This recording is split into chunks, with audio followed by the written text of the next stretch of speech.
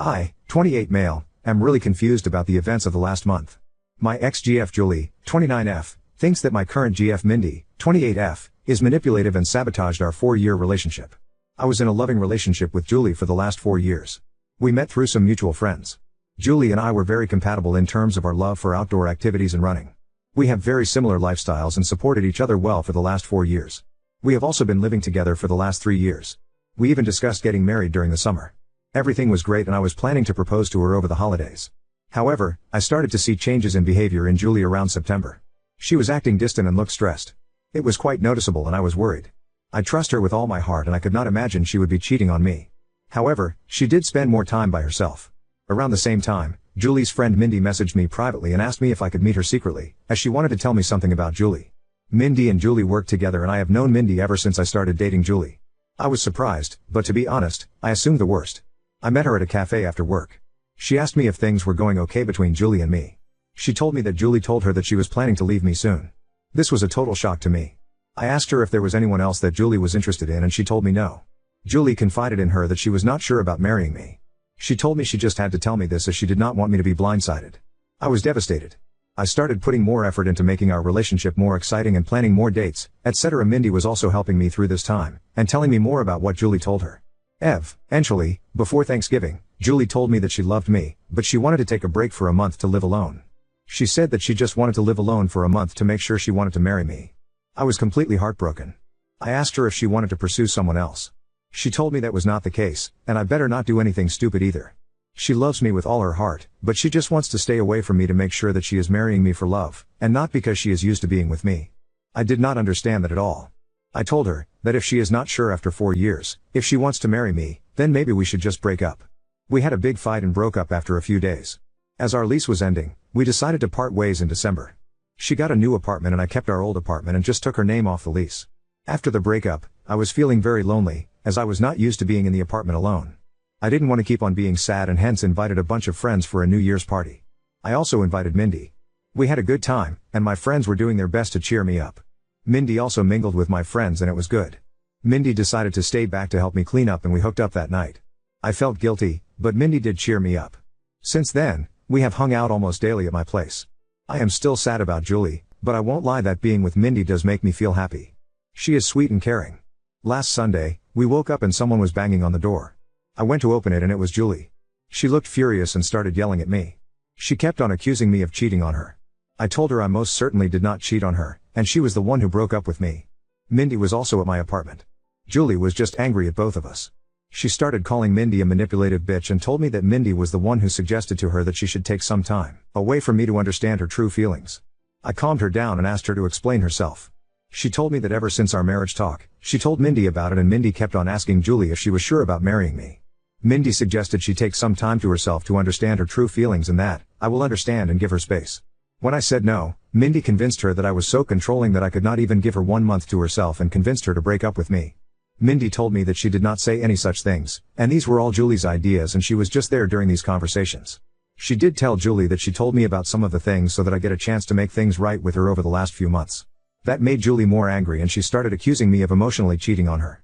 Julie told me that the last few weeks have made her realize that we were meant to be together, but she now cannot believe I could move on from a 4-year relationship in a week.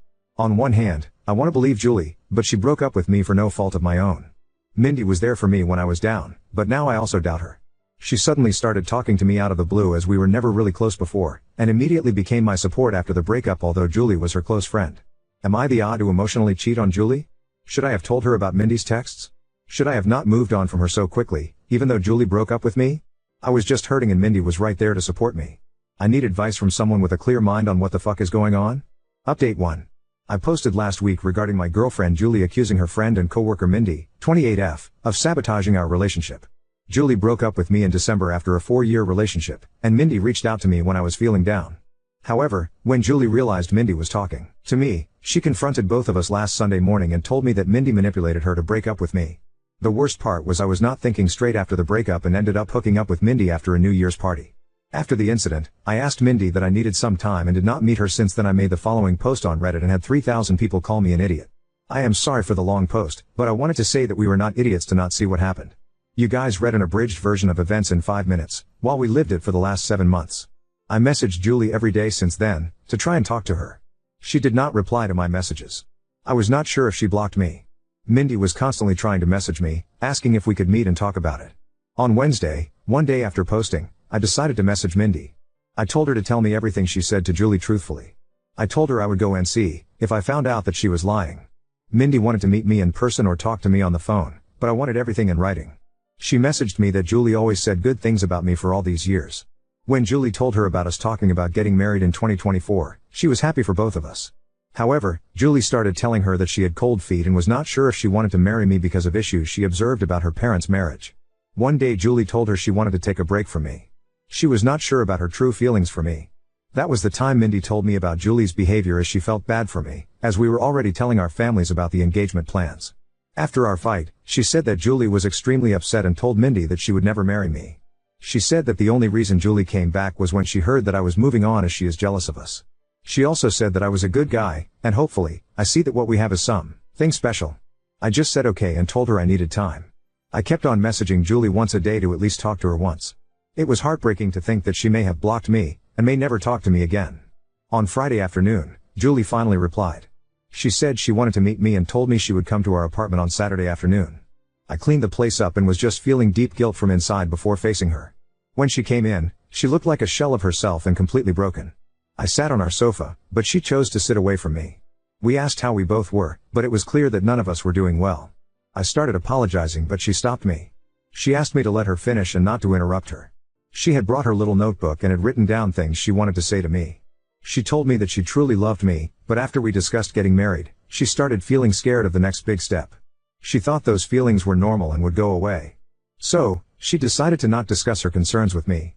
It kept on eating her from inside, and she made a mistake to talk to Mindy about them. She said that she wanted to say everything to me now, so I don't get second-hand information about why she was distant and broke up with me.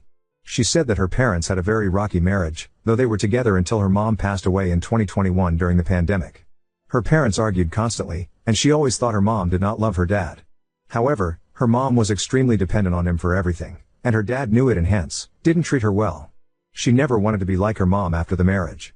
However, as we lived together, she started seeing some of those issues in our relationship.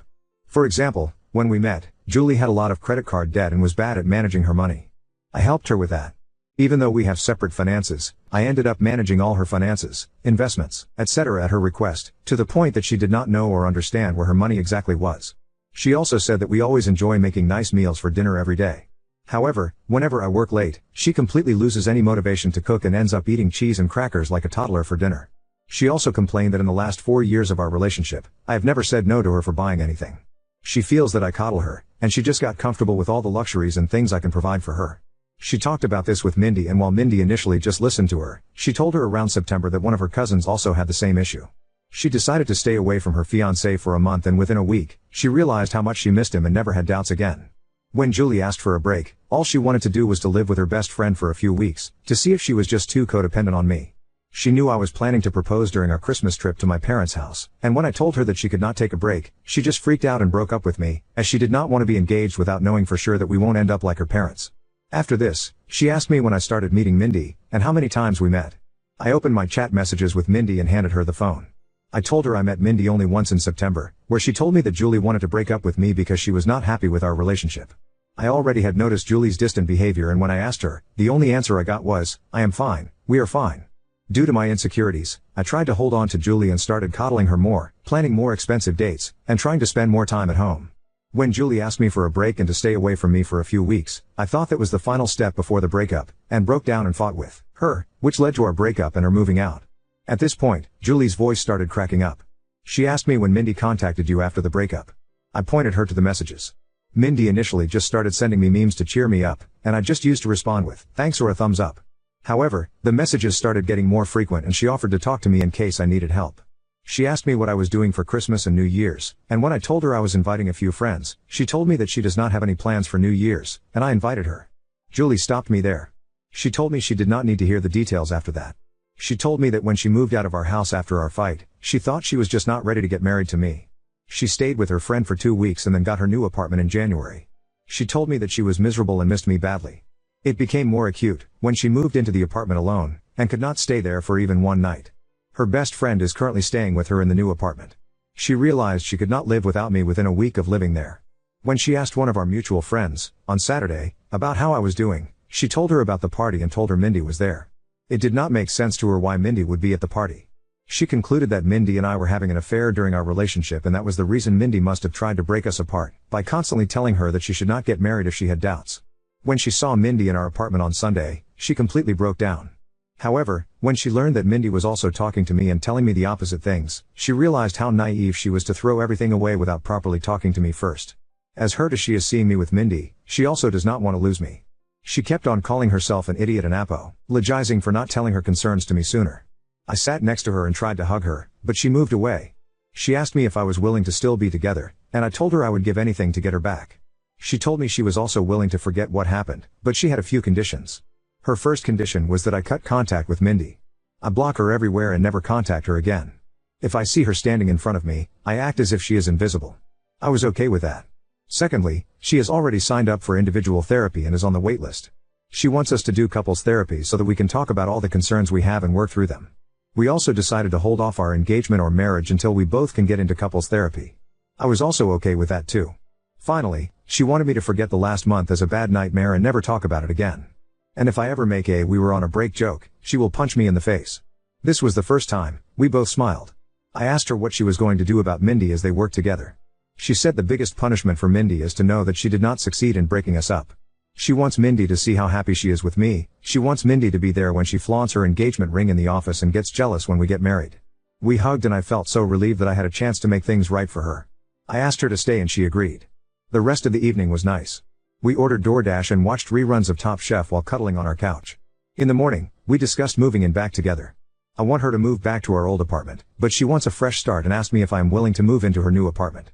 Her new apartment is tiny compared to our current apartment and also not in the best neighborhood, but we will talk about it more and decide.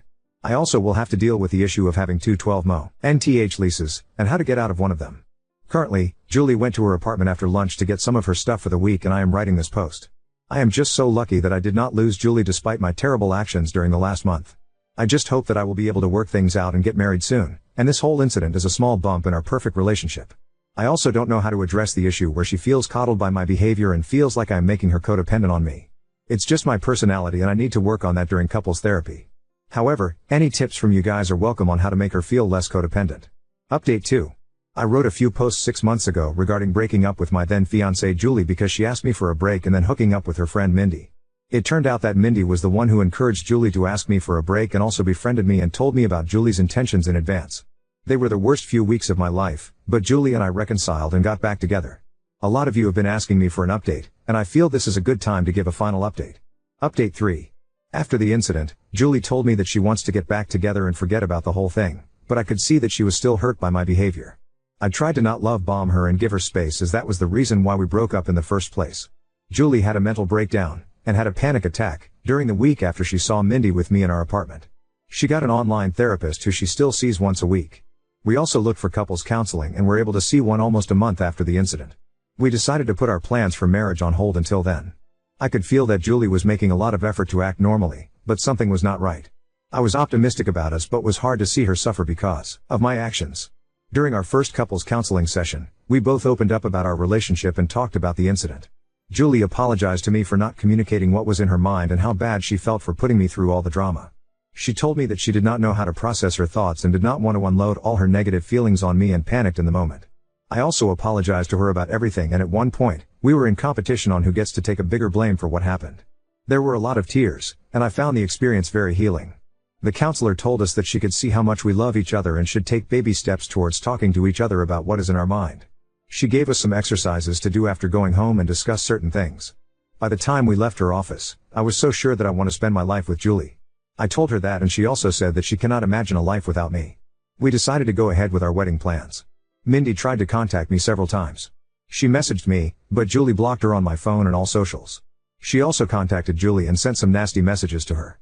The worst was 15 days after the incident, when Mindy started posting pictures of me and her on Instagram every day.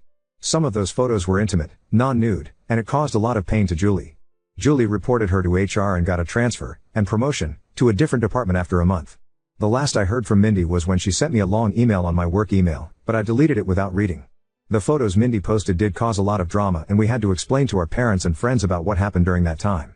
As you all may have guessed, I was unanimously nominated for the Idiot of the Year award, but I am sure my sister would give me a good run for it before the year ends. The whole issue lasted for a month, and then we heard from Mindy again and just moved on with our lives.